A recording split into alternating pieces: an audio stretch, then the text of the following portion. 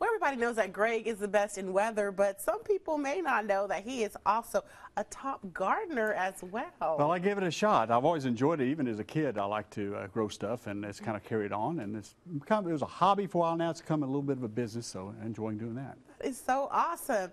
And of course, you were kind of sharing with me that you were going to bring in some plants today, but the wind and stuff. The wind is just brutal out there. I live, of course, in Western Jefferson County, and the wind's a lot stronger out there. Yeah. So, yeah, the winds are kind of tearing up stuff today. So, as we suggested earlier, maybe not a good weekend doing yard work outside. So, you might want to think of being more in the planning stage right now. And plus, we're looking at maybe a couple freezes next week, possible. And that kind of puts a damper on doing things like tomatoes and peppers and stuff.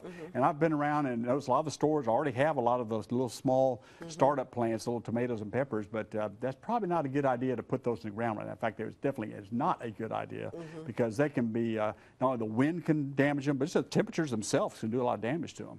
Okay, so you're saying push it back a little bit before you start planting. And I have a lot of folks to do this, and it's not a bad idea to go ahead and get these plants. You can get them, but go ahead and put them in larger pots, grow them up a little bit larger and protect them.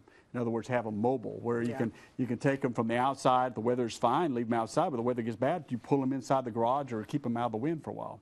And you can get a real good start that way. And I know a lot of folks do that, and it's not a bad idea at all. Kind of talk about your setup that you have. Well, I have several greenhouses, so normally I don't have to heat those too much because I don't know if you've ever been in a greenhouse. Yeah. Even in the wintertime, it's like 85, 90 degrees in those things. So, kind of like here at the studio. Exactly. It's hot, but they do build up a lot of heat. So unless it gets really cold, we usually have to heat those too much. But we keep a lot of our tender plants in there, like tropicals and stuff. Okay, so for beginners like myself, what would you want to say to us? How would you kind of get started?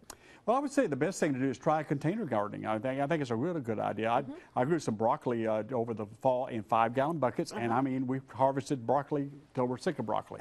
So, I mean, it's really pretty easy to do these things. You do tomatoes and peppers and things like that in containers. And then you don't have to worry about tilling up a big old spot and all that type of stuff. All right, so basically take baby steps. And hopefully next week we'll have some better weather conditions. We'll bring some plants in. All right, awesome. Look forward to it. Thanks, Greg.